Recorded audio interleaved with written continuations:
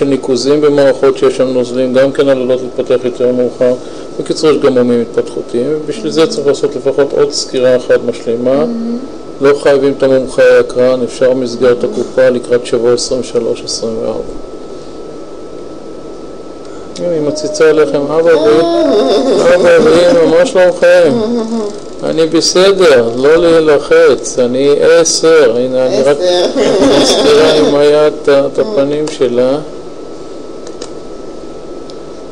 אני נקה את כל הרחם, זה קיר הרחם. נראה עם היד. מה הגודל שלה עכשיו? ראש טוסיק בערך 7-8 סנטימטר, עם הידיים בערך, עם הרגליים בערך 14-15, ויכול לשבת על כוס תה בלי שיהיה לנו קוביית סוכר. פה אני קצת אוריד את היד ברשותכם, בשביל לראות יותר טוב את הפנים. הנה זהו, עכשיו את זה אתה תוכל להפר כמה שאתה רוצה.